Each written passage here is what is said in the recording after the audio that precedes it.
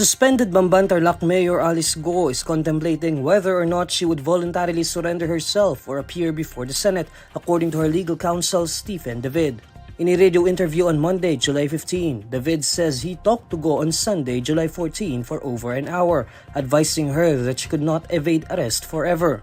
According to David, he explained to Guo that the Senate's arrest order and subpoena are not meant to punish the local official, but only so she can be a resource person. But David says his client's main concern is the trauma that she now has, considering the amount of allegations being hurled against her. In the same radio interview, David was pressed to disclose whether the embattled mayor would appear before the Senate or surrender herself. Citing Guo, David says the mayor would contemplate and consider appearing before the Senate. On July 13, the Senate issued an arrest order for Guo and 7 others for refusing to appear at the July 10 hearing of the Committee on Women, Children, Family Relations, and Gender Equality despite due notices. The order states that Guo's refusal to appear before the Senate delayed, impeded, and obstructed the inquiry into the reported violation of human trafficking, serious illegal detention, and physical abuse and torture in the premises of an internet gaming licensee of the Philippine Amusement Gaming Corporation. The Senate committee subjected Guo to scrutiny after learning of her alleged ties to illegal pogo firm Zunyuan Technology Incorporated in Bamban-Tarlac. It also raised questions about her citizenship, leading to allegations of her being a Chinese spy, which she vehemently denied.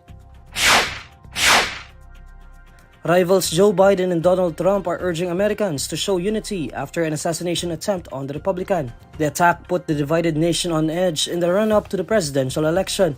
It is being investigated as a potential act of domestic terrorism as well as a massive security failure. In a rare Oval Office address, U.S. President Biden says it was time to lower the temperature of America's hostile politics. You know, the political record in this country has gotten very heated. It's time to cool it down. We all have a responsibility to do that. Yes, we have deeply felt strong disagreements. The stakes in this election are enormously high. I've said it many times that the choice in this election we make in this election is going to shape the future of America. The 81-year-old Democrat says both sides had a responsibility to ease the situation ahead of a deeply polarized election that would now be what he called a time of testing for the United States. Meanwhile, former President Trump on social media says Americans should not allow evil to win, adding it was more important than ever to stay united. Investigators say that they were still probing the motives of 20-year-old gunman Thomas Matthew Crooks, who was shot dead by snipers at the event in Butler, Pennsylvania on Saturday, July 13, after firing multiple shots with a legally bought semi-automatic rifle. Trump was hit in the ear and left with a bloodied face by the attack, which also killed a bystander while 2 other people were wounded. The mother of a 19-year-old cadet who died at a maritime academy in Calambas City, Laguna is calling for justice for her son. In a phone interview, Ana de los Reyes shares the harrowing experience of their family upon hearing about the death of her son, Cadet Vince Andrew Anihon de los Reyes, who died after allegedly being punished for sending a thumbs-up emoji to a group chat. According to Ana, the INQToday Maritime Academy informed her about what happened via phone, prompting her and her husband to travel from their home in Baco Oriental, Mindoro to Barangay Canlubang in Calambas City. Their 2 nephews accompanied them. Ana recounts visiting the Calambas City Police Station, where a suspect identified only as Nathaniel was brought along with 4 other unnamed witnesses whom she talked to. She asked the witnesses to describe Vince, who they described as very kind and quiet.